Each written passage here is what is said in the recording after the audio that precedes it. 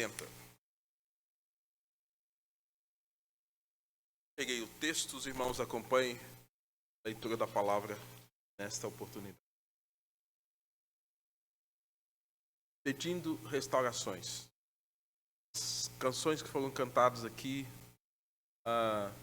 louvor, o que foi lido anteriormente, a canção que o coral cantou, uma mensagem de esperança, Deus tem reservado para nós. E nós cremos que nosso Deus é um Deus que restaura. Deus que restaura. Esse texto ele tem uma mensagem preciosa para nós, olhando para o Velho Testamento, dentro da história de Israel, em especial a nação de Israel. Deus trouxe graça em momentos específicos. Então, ao olharmos esse texto, ao lermos esse texto, a nossa visão seja de um Deus, nosso Deus é um Deus que restaura nossas vidas. Dá ouvidos ao pastor de Israel, que conduzes a José como um rebanho, tu que estás entronizado acima dos querubins, mostra o teu esplendor. Perante Efraim, Benjamim e Manassés, desperta o teu poder, vem salvar-nos. Restaura-nos, ó Deus, faz resplandecer o teu rosto, e seremos salvos. Ó Senhor Deus dos exércitos, até quando estarás indignado contra a oração do teu povo? Dá-lhes a comer pão de lágrimas e a beber copioso pranto. Constitui-nos em contendas para os nossos vizinhos. Nossos inimigos zombam de nós a valer. Restaura-nos, ó Deus dos exércitos. Faz resplandecer o teu rosto e seremos salvos. Trouxeste uma videira do Egito. Essa videira é a nação de Israel, tá, irmãos? Trouxeste uma videira do Egito, expulsaste as nações e a plantaste. Dispuseste-lhe o terreno, ela deitou as profundas raízes e encheu a terra. Com a sombra dela, os montes se cobriram, e com os seus sarmentos, o cedro de Deus. Estendeu ela a sua ramagem até o mar, os seus rebentos até o rio. Porque lhe derribastes as cercas de sorte que a vindimam. Todos os que passam pelo caminho, o javali da selva a devasta. E nela se repastam os animais que populam o campo.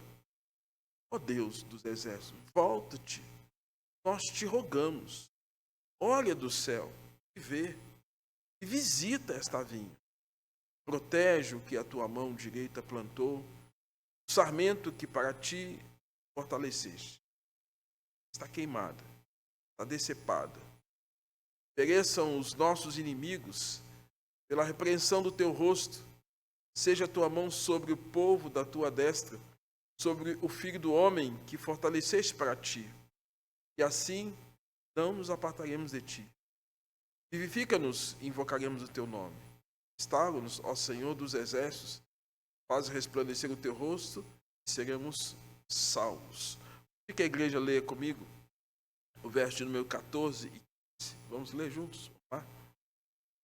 Ó Deus dos exércitos, volta-te, nós te rogamos, olha do céu e vê e visita esta vinha.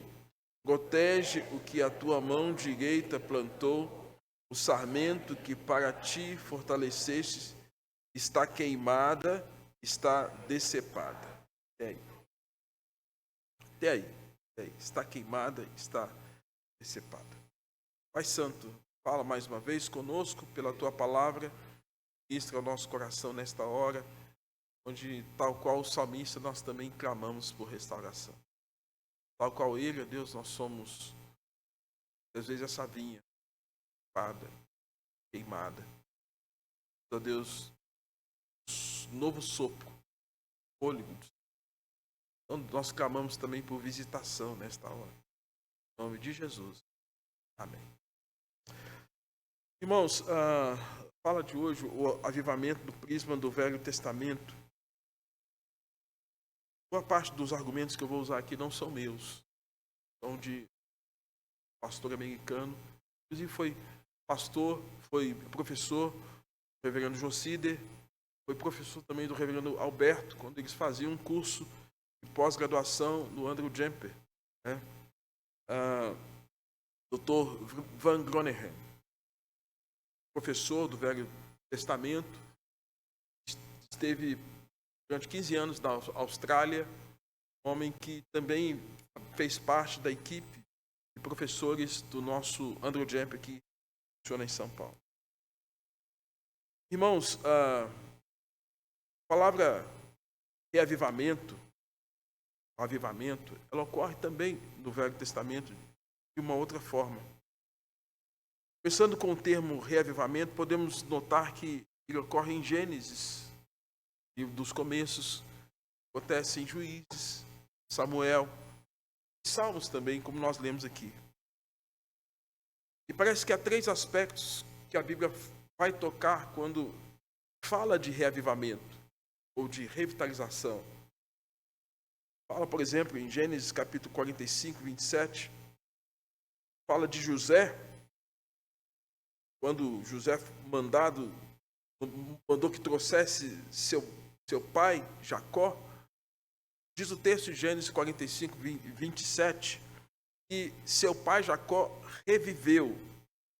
E a palavra hebraica aqui significa fazer o espírito novo novamente. Fazer o espírito novo novamente. Porque Jacó agora tem a informação que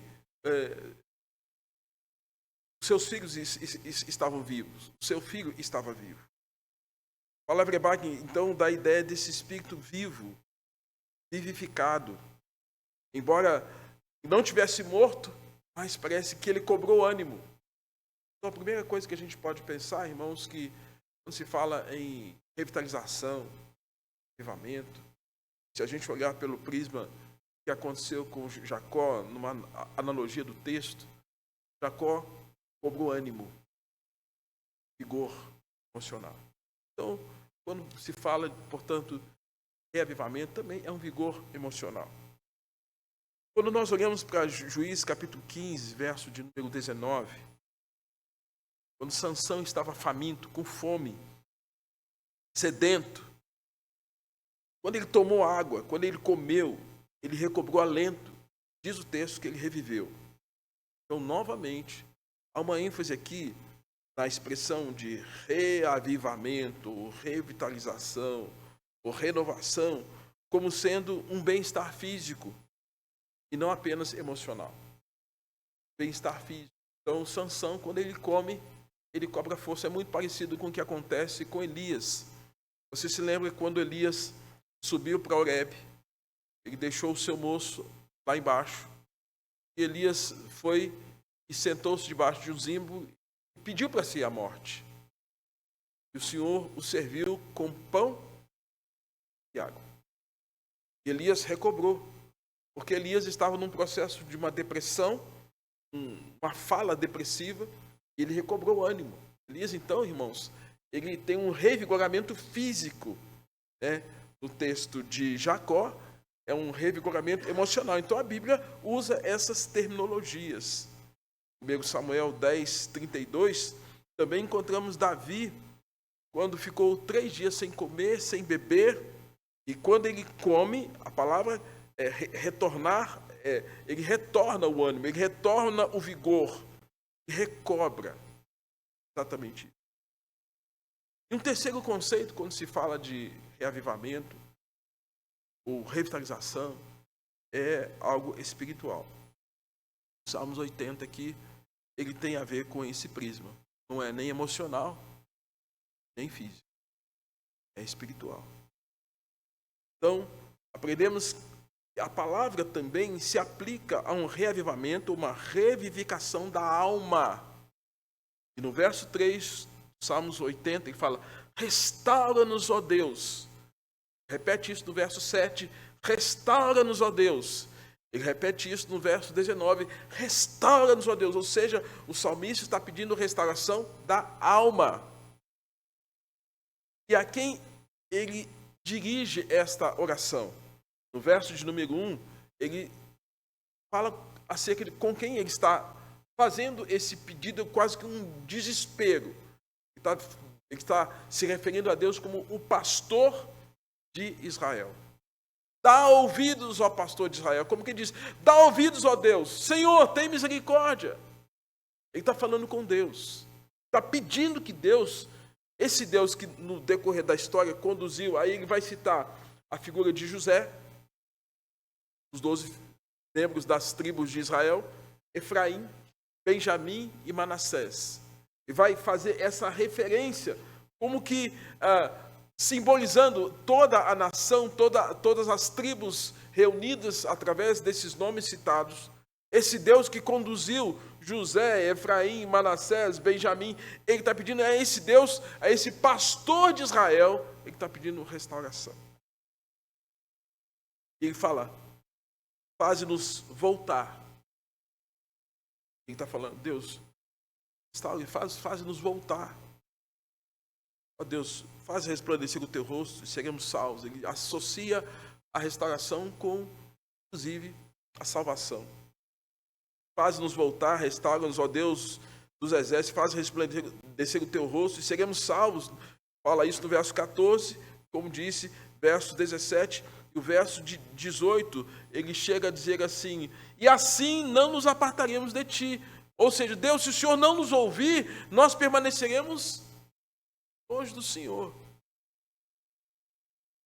Só se o Senhor nos restaurar que a gente vai ficar perto. Como nós cantamos aqui, né? Mais perto quer estar, meu Deus, de ti. Só se o Senhor fizer isso que a gente vai conseguir estar perto do Senhor, porque algo aconteceu, Senhor, que nós não conseguimos mais estar perto do Senhor. Um pouquinho mais à frente, no Salmos 85, verso 6, ele está falando assim, não tornarás a vivificar-nos para que o teu povo se alegre em ti? Sim, o Senhor não vai voltar a agir na nossa vida, na nossa história, no nosso meio, como antes. Olha que desespero, irmãos. Salmos 19, verso 7, nós temos a descrição do salmista, fala que a lei do Senhor é perfeita e ela tem um poder restaurador. A lei do Senhor é perfeita e ela restaura a alma. E lei é a palavra do Senhor. A palavra do Senhor é perfeita. Essa palavra é tão perfeita que ela tem um poder restaurador, porque essa palavra tem o fôlego do próprio Deus. Ela recebeu o hálito de Deus. No entanto, Paulo vai dizer em Timóteo, toda a escritura é inspirada. Recebeu o hálito de Deus, o fôlego de Deus, o pneuma de Deus, o hálito de Deus, e por isso ela tem poder para restaurar. Então ele está falando, Deus, restaura-nos. A lei do Senhor é perfeita. Isaías 57:15, encontramos termos como, porque assim diz o alto e o sublime que habita na eternidade, cujo nome é santo, no alto e santo lugar habito, e também com o contrito ou abatido de espírito, para vivificar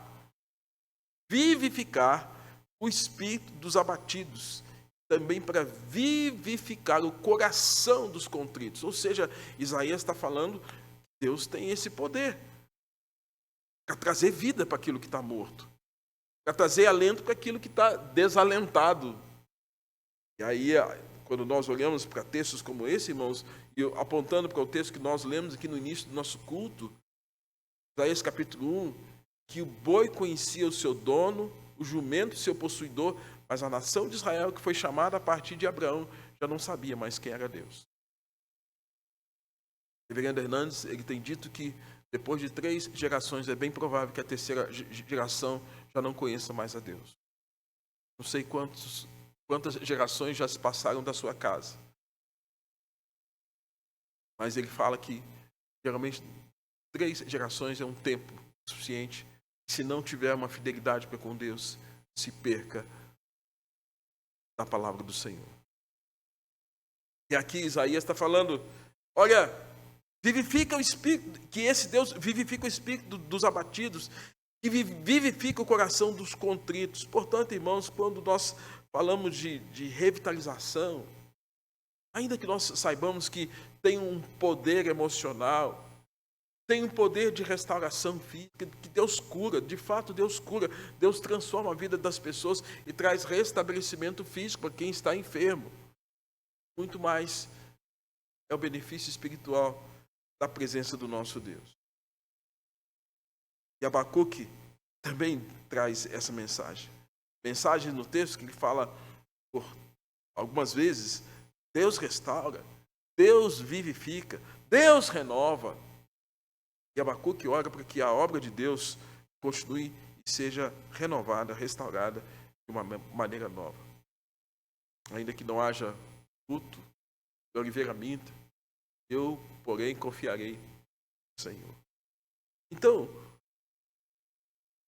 que nós hoje clamamos, tendo que a Igreja Presbiteriana do Brasil, por ser uma das primeiras igrejas a ser estabelecida em nosso solo, já participei de muitos congressos e encontros sob a coordenação dos presidentes de Supremo Concílio.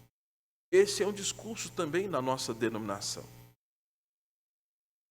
Às vezes nós rotulamos como sendo um discurso dos pentecostais, mas esse é um discurso da nossa denominação. Lembro muito bem encontros, reverendo Termino, reverendo Edésio, atual reverendo Roberto, falando, trazendo uma consciência para a igreja voltar-se para o Senhor. Em vários encontros, onde o reverendo Roberto pedia que a igreja se colocasse de joelhos diante de Deus, para que Deus trouxesse um novo sopro sobre a Igreja Presbiteriana do Brasil. É a igreja que nós estamos, é a igreja que nós amamos. Irmãos, o Velho Testamento é um livro grande. Não fomos nós quem o escrevemos, Deus o escreveu. Um livro que fala de narrativas, de sabedoria, de poesia, mas um livro que apresenta vários momentos da história do povo de Deus. Como a partir de Gênesis 3, nós temos a descrição do Éden, mas o momento da comunhão com Deus, uma relação pactual com o Senhor, mas temos também aquele momento em que o pecado é introduzido na raça humana. Antes disso, na viração do dia, Adão e Eva desfrutavam da bênção do Senhor, da comunhão com o Senhor, de maneira que antes da introdução do pecado, eles não precisavam pedir por revitalização. Concorda comigo? Antes do pecado, eles não precisavam pedir nada disso. Antes do pecado, eles não precisavam fazer esta oração que nós temos aqui em Salmos 80. Porque eles estavam em plena comunhão com o Senhor. Vida plena, comunhão plena com o Criador, com a criação, com a criatura. Não havia motivos para isso. Agora, irmãos, depois que houve a queda, aí sim, houve um grande problema. O pecado adentrou. E eles desfrutaram daquilo que o Senhor disse que aconteceria quando a desobediência viesse sobre a vida deles. Antes, irmãos, plena comunhão, agora comunhão quebrada. Adão e Eva agora precisam desfrutar também da redenção. E parece que Gênesis capítulo 3, verso 15, nós temos uma descrição de que Deus prometeu o descendente da mulher, o qual haveria de pisar a cabeça da serpente. O descendente da mulher é a figura de Jesus, citado inúmeras vezes no Velho Testamento. Então, já em Gênesis capítulo 3, Deus traz a palavra de reconciliação e restauração para aquele primeiro casal. E os estudiosos entendem que, em cima desta palavra, é que Adão também se tornou um homem regenerado, uma mulher regenerada, transformada, porque eles creram na palavra do Senhor. Ainda que agora estivessem expulsos do paraíso. Depois que Adão foi reconciliado com Deus, cada indivíduo necessita dessa regeneração específica, particular. Agora todos precisam estar diante de Deus sem poder se esconder atrás de uma árvore, mas todos estarem diante do Senhor, na presença do Senhor. Então Adão, irmãos, depois da promessa de Gênesis 3,15, é esse homem transformado, que agora tem que pedir para o Senhor, Senhor, me traz a comunhão contigo. Depois que Adão e Eva foram expulsos, lemos a respeito da explosão do mal que tomou conta da raça humana. Fascínio e domínio em tão pouco tempo permearam aquela família, inclusive. Um cenário triste. Adão e Eva tiveram filhos e filhas. Gênesis capítulo 6 diz isso. Alguns ficam confusos, mas como é que houve a procriação, sendo que isso fala apenas de Caim e Abel? Não, ele teve filhos e filhas. No princípio houve envolvimento entre filhos e filhas? Sim, houve. Depois Deus regulamentou tudo isso. Mas naquele momento, irmãos, por causa de culto, de adoração, Caim investe contra o próprio irmão. Primeiro momento de violência, maldade. Será que já não precisava de uma revitalização? Que nós temos, irmãos, a seguir, é que naqueles dias, Gênesis capítulo 5, havia pessoas que andavam com o Senhor. Dentre eles, Gênesis 5, 22, diz que Enoque andava com Deus e o Senhor para si tomou. Era um homem reavivado. E esse andar com Deus era um homem que tinha comunhão com Deus. Enoque dava sinais de um homem regenerado, de um homem que entendeu a mensagem que foi dada para Adão e Eva, do descendente da mulher, e esse Enoque andava com o Senhor, tinha comunhão com o Senhor. Posterior, irmãos, a isso, Velho Testamento, a geração de Noé, geração violenta, imoral. Queriam abusar sexualmente do anjo. Aquele dia de Ló. Imoral. Deus tem que punir. Mas Deus preserva, de alguma forma, Noé. Homem cheio de fé, cheio de graça. Mas, infelizmente, irmãos, um homem que também precisava da bênção de Deus, porque tornou-se um homem bêbado num momento que não precisava ser. E não podia ser. O livro de Jó, ele é descrito lá no Velho Testamento. Embora esteja muito próximo de Salmos, o livro de Jó ele fica entre praticamente a história de Abraão e de Noé. Diz que Jó, irmãos, homem íntegro, reto, temente a Deus, que se desviava do mal, um homem que encontramos uma evidência de que deu plena comunhão com o Senhor, apesar de toda uma confusão que veio sobre a sua vida por conta da ação do diabo, do inimigo. Apesar de toda a perda, apesar de toda a tribulação, apesar de toda a angústia, apesar da fala da própria esposa, que andou integramente diante do Senhor.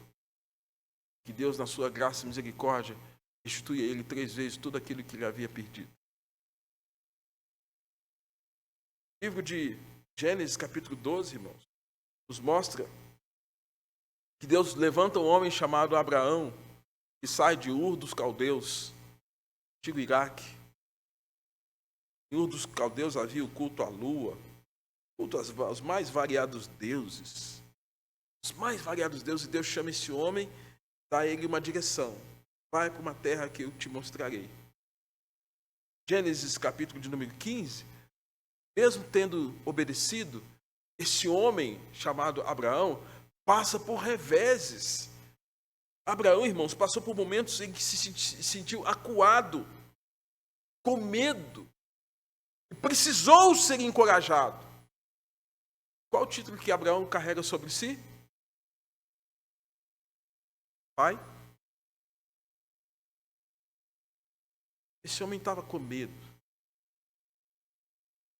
desencorajado. O texto lá em Gênesis capítulo 15 que sentia pavor. Você já sentiu isso? Pavor? O Senhor apresenta-se a Abraão, capítulo de número 17.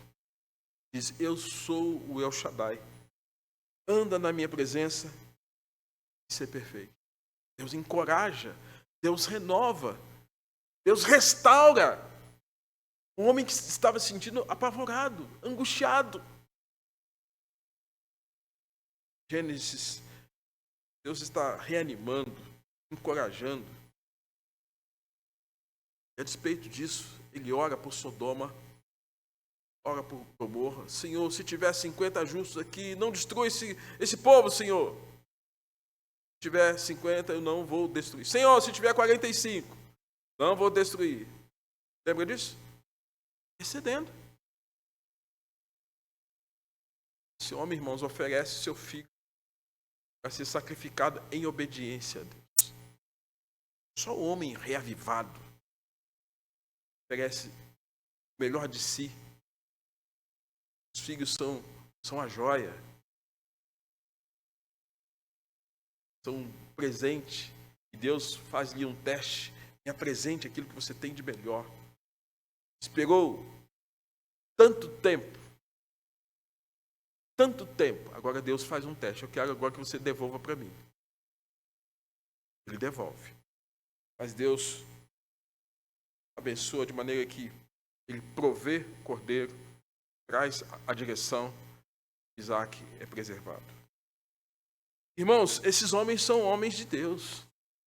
Que passaram por momentos difíceis, mas que não deixaram, em hipótese alguma, de ter momentos onde Deus os reanimou, os renovou, refez pensamentos, comportamentos, atitudes, instruções, as quais estavam até então distorcidas.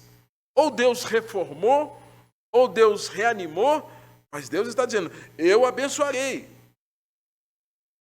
Posterior, irmãos, a figura de Abraão, os ícones do Velho Testamento, é a figura de Moisés. Moisés, que no Sinai, Deus faz com que Moisés experimente algo tremendo. Lá em cima, uma murta, uma plantinha, verdinha, mas tinha fogo nela, mas não queimava. É algo estranho? Como a física explica isso? Como a química explica isso? Era algo de Deus. Para impactar a vida daquele homem que haveria de ser o líder de uma nação. O sobrenatural acontecendo. A sarça ardia, não se consumiu. Símbolo da Igreja Presbiteriana do Brasil. Nós cremos no sobrenatural. Vamos deixar o nosso racionalismo. Nós cremos no sobrenatural. O símbolo da nossa igreja é esse. Moisés vê aquele momento, irmãos. Deus lhe dá uma palavra. Tira a sandália dos seus pés, porque a terra onde você está diferente. Deus levanta esse homem, dá a Torá, dá a lei, leva o povo a uma consciência de obediência à lei. Deus encoraja esse homem, que até então tinha passado tempos no deserto, tempos no palácio. Passou tempos fugindo, e agora Deus tinha uma outra missão para ele. 120 anos ele haveria de viver. Moisés recebe direção, obedece, ele é encorajado, ele está pronto para servir. E até para falar, Deus, se o Senhor não abençoar esse povo, risco meu nome do livro da vida. Olha só que audácia de um homem que estava intrépido, querendo ver a libertação do seu povo sendo abençoado pelo Senhor. Senhor, então, se o Senhor... Esse Moisés também reconhece e fala, Senhor, se a sua presença não for comigo, não me faça nem sair desse lugar. Deus está levantando Moisés. E Deus está restaurando um povo que ficou 400 anos sob cuidado dos egípcios, escravidão. Deus está levantando um homem, restaurando o povo, libertando um povo. Irmãos, no deserto, o deserto ele representa um tempo difícil. No deserto foi um tempo difícil, depois para esse povo. E parece que no deserto não houve restauração. E todos exceto Josué e Caleb, que viveram no deserto, que murmuraram no deserto, que reclamaram no deserto, que duvidaram no deserto, que brigaram no deserto. Miriam, todos ficaram onde?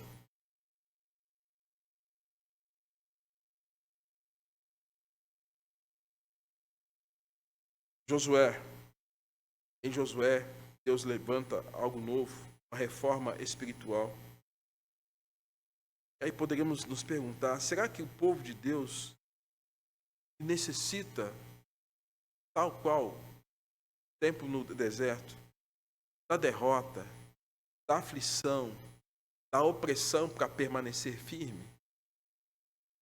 Que me parece, irmãos, que está sendo recorrente momentos difíceis na nação de Israel, onde Israel só presta atenção nas coisas de Deus quando as coisas não estão bem.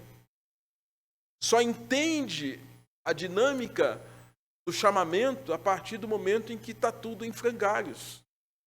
Está tudo no chão, destruído. É por isso que sabemos que é dito que o sangue dos mártires é a semente da igreja. O livro de Juízes, quando vinha opressão, ocorria um tipo de avivamento. E entre esses altos e baixos da vida religiosa, havia fé, porque a história, por exemplo, de Boaz, que é levantado, nos mostra isso.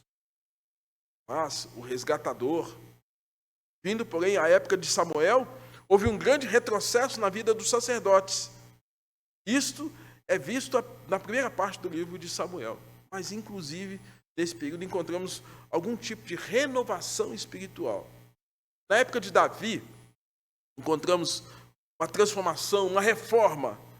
Davi é aquele que unifica as tribos de Israel e ele, de fato, se torna o ungido de Deus para conduzir a nação de Israel a voltar-se para o Senhor.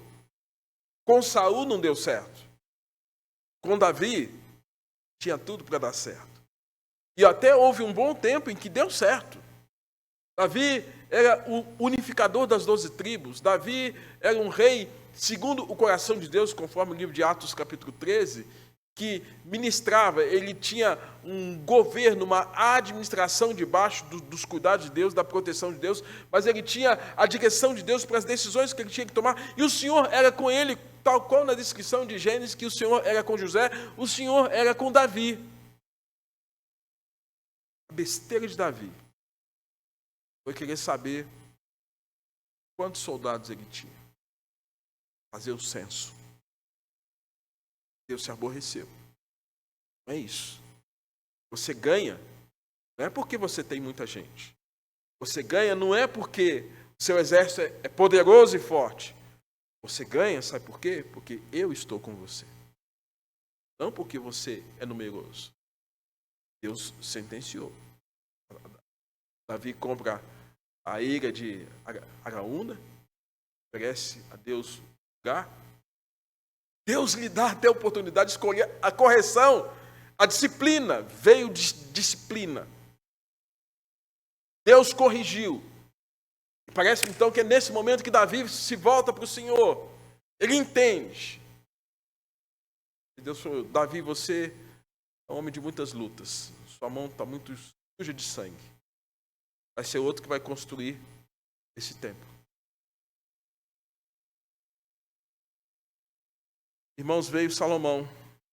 Houve uma grande queda. As tribos se dividiram logo em seguida por conta do pecado de Salomão. Adultério, idolatria, envolvimento com o paganismo, o sincretismo religioso que veio por conta da questão da assimilação cultural com os deuses pagãos. E agora o reino se divide. Reino do norte, reino do sul.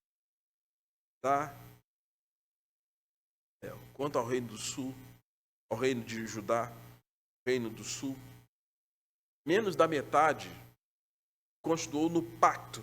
Quando falo pacto, falo de aliança, sendo fiel a Deus. Em 1 Reis, até 2 Reis 17, nós podemos ver alguns governantes. Por exemplo, o rei Asa, rei Josafá, o rei Joás, o rei Amazias, o rei Azarias, Jotão. Esses reis foram tementes ao Senhor. Enquanto houve o temor de Deus por parte desses reis, a nação era abençoada. A nação progredia. Os justos se alegravam porque o rei era temente a Deus. Porque a autoridade máxima servia a Deus. Porque o monarca, ele tinha um entendimento de que ele só estava ali porque Deus o pôs ali. Mas, irmãos, todos os outros reis que foram levantados contrário a isso, trouxeram um prejuízo. Dentre eles, o rei Manassés, que mandou sacrificar a própria mãe, matou seu filho ao fogo. Reis pagãos, sincréticos. O paganismo entrou na vida deles e, vez por outra, a nação de Israel está como uma montanha russa. Ora tem um rei bom, tem bênção. Ora tem um rei ruim, tem problema.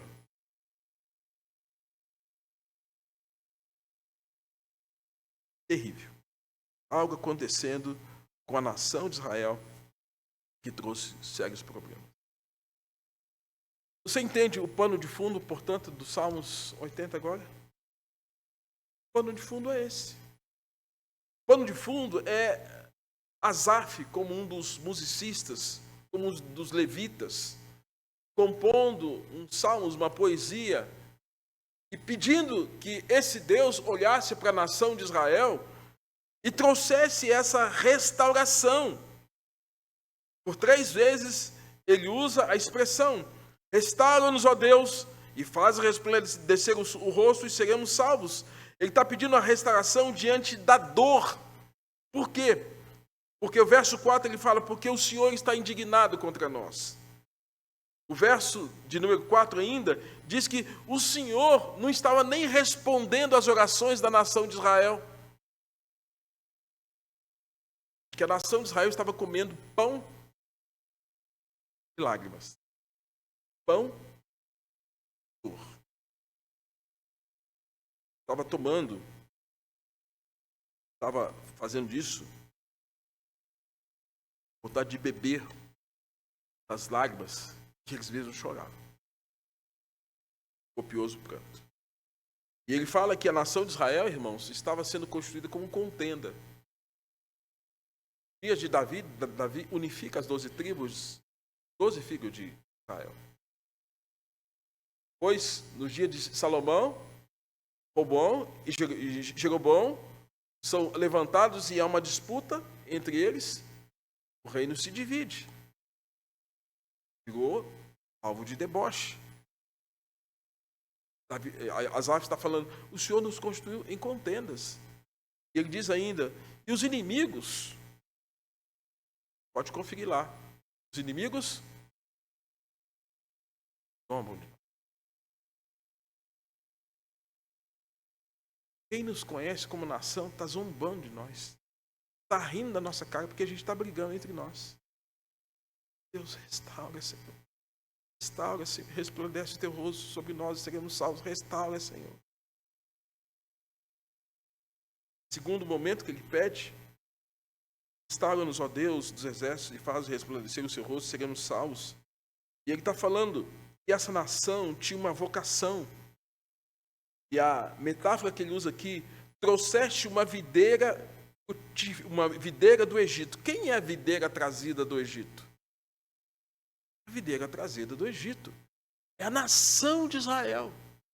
É o povo hebreu que foi liberto pela liderança de Moisés, com a intervenção soberana e sobrenatural de Deus, que Deus agora está levantando essa nação, tirando, arrancando do Egito, e agora eu vou colocar essa nação em uma terra que mana leite e mel, uma terra que vai ser dela, e ela será frutífera, ela vai expandir, a sua ramagem será enorme. Diz o texto, irmãos, que dispuseste o terreno, e ela deitou profundas raízes, encheu a terra. É a nação de Israel, que era o povo hebreu, chamado para testemunhar de Deus para as outras nações. A vocação de Israel era essa.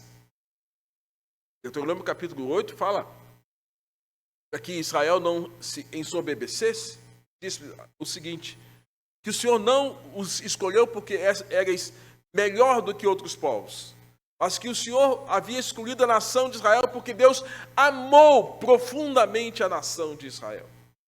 É o mesmo que hoje Deus diz, olha, vocês são salvos, sabe por quê? Não é porque vocês são bons, é porque a minha graça veio sobre vocês.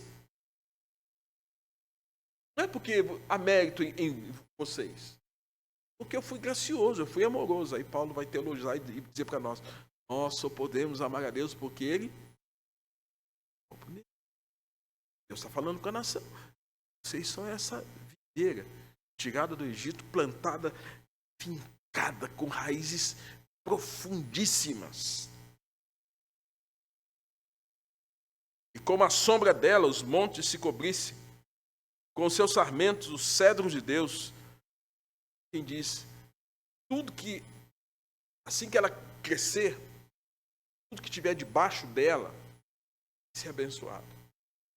De fato, irmãos, quando Deus levanta a nação de Israel, Deus dá a eles a revelação de quem Ele é, Deus dá a legislação, a Torá, Deus lhes dá o culto, Deus lhes dá a promessa.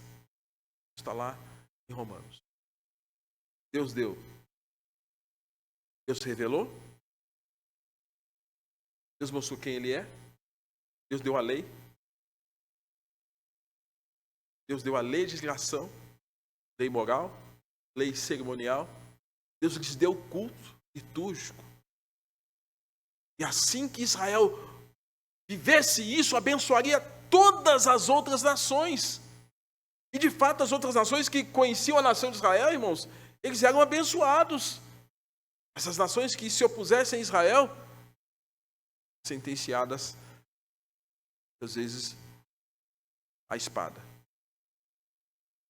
Deus está dizendo, vocês foram levantados.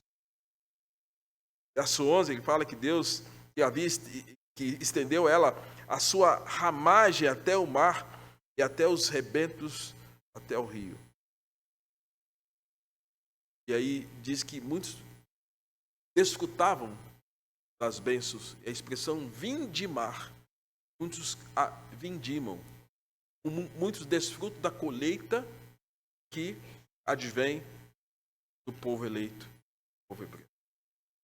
Esse povo que abençoa todas as outras nações. Nós somos, irmãos, de uma orientação bíblica doutrinária judaico-cristã. Sim, Deus levantou o povo hebreu para ser o povo da revelação. E não há quem mude de.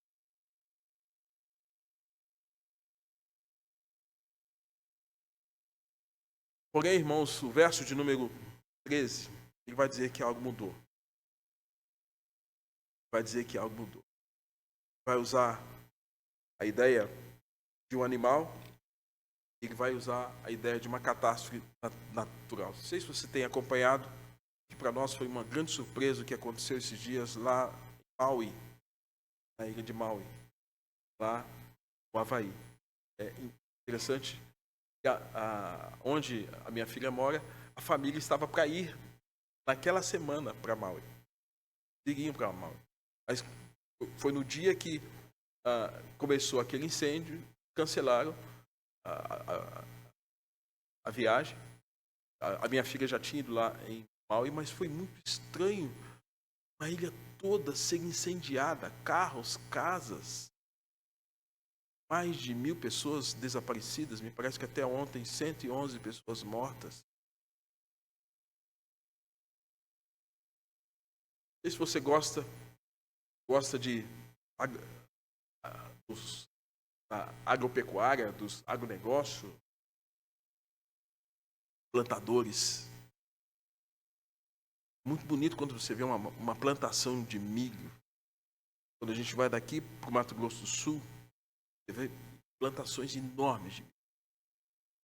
Mas um dos animais que mais destrói as plantações é o javali. E entra acaba com tudo. Destrói. Pensa que isso aqui, gente, o texto aqui foi escrito lá atrás, mais ou menos anos 1000, alguma coisa. Dias de Davi, mais ou menos esse tempo. Alguém dizendo, olha, Israel é como a ilha de Maui. O fogo veio, destruiu tudo. Israel é como as plantações do Mato Grosso do Sul, onde o javali vem aquele bando, aquela manada, destrói toda a plantação. É essa a ideia que ele quer passar. E por conta dessa destruição toda, ele está clamando, e o verso de número 14 é um pedido desesperado ao Deus de Israel, mas agora ele clama ao Deus dos exércitos. Ó Deus dos exércitos, volta-te, nós te rogamos, olha para nós. Vamos perceber um grito de desespero do salmista, que talvez tenha que ser o grito de desespero da igreja brasileira, da igreja da América, da igreja nos nossos dias. Um grito desesperado para que o Senhor venha e visite, que o Senhor venha e faça algo novo com as nossas vidas. Ele está dizendo, ó Deus, volta-te. Como que diz, Senhor, o Senhor está dando as costas para nós. Nós queremos contemplar o teu rosto.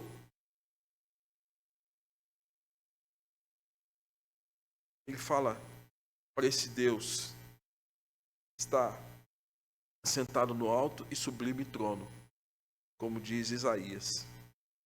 Olha do céu. Olha, volta o teu rosto para nós. Vê.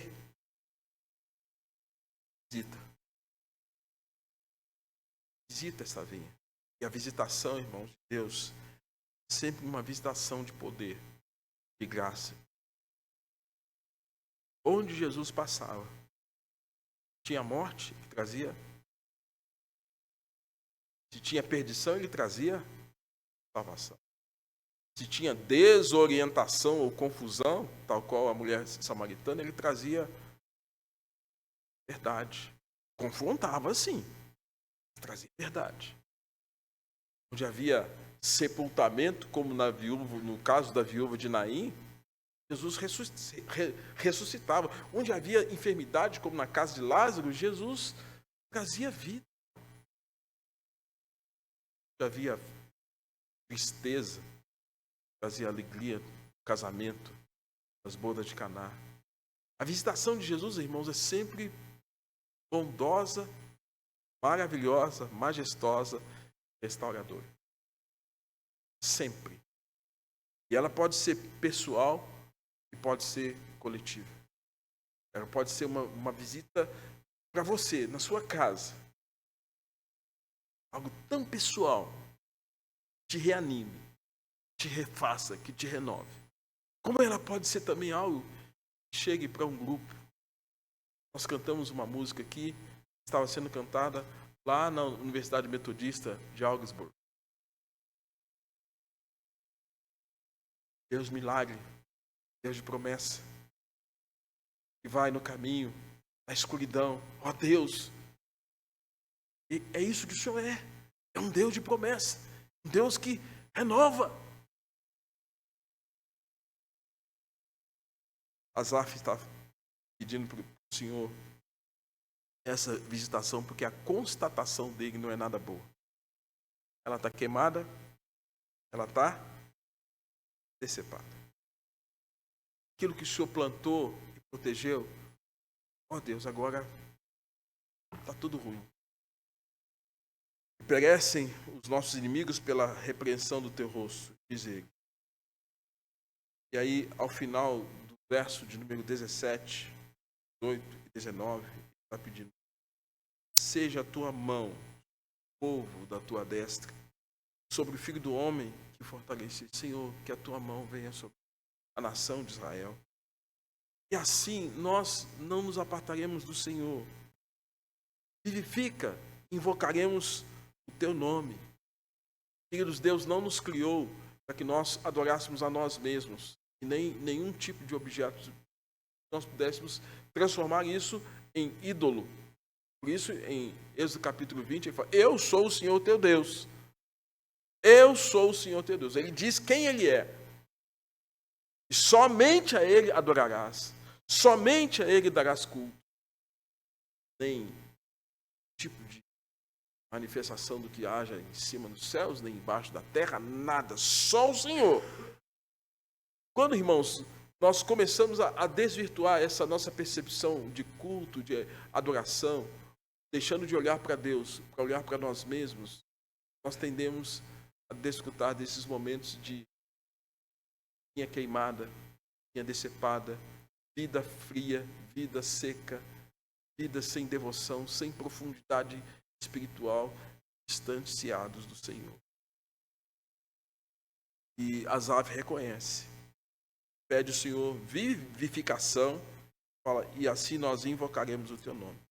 O último pedido dele, começa pedindo e encerra pedindo: restaura-nos, faz resplandecer o teu rosto sobre nós, seremos salvos.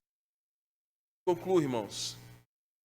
Quando a gente olha para um texto desse, sério, ele nos evoca algumas reflexões e algumas resoluções. O que eu vou fazer com isso agora? Quando nós participamos da ceia, Paulo nos orienta lá: examine-se, pois, o homem em si mesmo. Paulo nos ensina: provai a vós mesmos se estáis realmente na fé.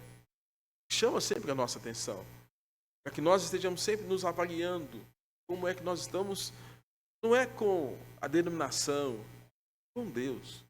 A denominação vai ser uma consequência. Algumas resoluções. Israel era uma vinha queimada pelo fogo, destruída pelo javali. O salmista pede ao pastor de Israel, o Deus, toda a restauração, 3, 7, 19. 5 resoluções importantes. Primeiro, percebeu que a vinha está seca, queimada. Percebeu que a vinha está decepada. Arrependa-se do pecado. Vamos nos arrepender. Segundo, abandone todos os hábitos e atividades questionáveis. Tudo aquilo que te afasta de Deus. Corrompe a sua vida. Terceiro, corrija os erros que existem entre você e outras pessoas. Preciso corrigir isso. Quarto, mantenha a comunhão com Deus por meio da oração, da meditação, da palavra do Senhor. Vivifica-me, Senhor, segundo a tua palavra. O Salmo de 119 é a palavra, é a comunhão. Confie em Deus para usar você como instrumento na vida de outras pessoas. Testemunho pessoal. Por volta de 1997, confesso que estava a ponto de entregar a minha carteira pastoral. Eu não estava aguentando mais. Eu não estava. Ser pastor é muito difícil, irmão. Fácil não. Prega, o povo não ouve. Você quer apaziguar, as coisas se viram contra você. Você quer dar uma direção bíblica e o povo se rebela. Você ensina, as pessoas fazem o contrário. Eu falei: Deus, não conta mais. O peso, o sacrifício que você tem quando você expõe a sua família. A família mais exposta na igreja é a família de um pastor. Esposa, filhos, é o tempo todo. Eu não estava aguentando mais. E Deus, então, na sua graça e na sua misericórdia, o contato que eu fiz com um pastor amigo meu, que foi meu pastor, e pastor auxiliar dele, reverendo Eloy, o Reginei, convidado para fazer uma viagem para a Coreia do Sul. Parece que tem vaga ainda. Você não quer? Pessoal, eu não tenho condição de ir numa viagem dessa, não. Aí ele me deu o contato, eu fiz contato com o reverendo, a oitava igreja presbiteriana lá de Belo Horizonte, o reverendo Jeremias Pereira da Silva, foi meu professor também. E aí ainda havia a última vaga. Eu não tinha dinheiro. Tinha um tostão. Tinha um irmão na igreja, hoje falecido, presbítero Osias Bueno. Presbítero Osias, surgiu uma oportunidade de viajar e só que eu não tenho recurso. Minha conta era um banco simples. Naquele tempo tinha um banco aí que você só entrava no banco se você tivesse uma referência. Uma coisa, não vou fazer propaganda aqui não. Não, pastor, vai lá, conversa com o gerente lá, se der certo, eu ajudo o senhor, deu o recurso lá e a gente... Aí eu fui lá no banco, fiz um CDC, o nome foi aprovado, consegui o recurso e Deus abençoou que eu fosse, então, na Coreia do Sul. Irmãos, foi um presente de Deus na minha vida. Foi um presente de Deus na minha vida. Meu rosto, na ida, rosto triste, chateado, decepcionado. Eu era a própria vinha decepada. Eu era a própria vinha queimada. E à medida que eu fui ouvindo aquelas histórias do povo coreano, de sofrimento, morte por causa do evangelho, de gente que estava no templo, o japonês não queria que houvesse culto, porque só podia cultuar o imperador, como tal qual nos dias de hoje me parece que está acontecendo a mesma coisa. Todos que não se curvassem ante o culto ao imperador eram mortos. Pastores, presbíteros, mulheres, crianças, igrejas incendiadas. Um dos momentos mais duros que eu passei foi ter ido no museu chamado Museu dos Mártires, onde a história não era de político, a história era de crente. Pagou o preço pela vida cristã, pela própria vida. Onde essa igreja começa através de missionários americanos que vão para lá, pregam a palavra, ensinam a palavra para aquele povo coreano. E a igreja da Coreia começa a se fortalecer, em especial a igreja presbiteriana. Tão pouco tempo, aquela igreja tornou a maior denominação evangélica da Coreia do Sul. Na época, com 45 milhões de habitantes, 12 milhões eram cristãos, 9 milhões e meio eram presbiterianos. Os templos que haviam lá, templos fabulosos, maravilhosos, mas o povo faz um templo bonito, mas tem devoção. O povo faz um templo bonito, mas ora. Ninguém passa o ano sem dar pelo menos uma semana para Deus, nos acampamentos de oração. 4, 5 horas da manhã o povo está na igreja orando.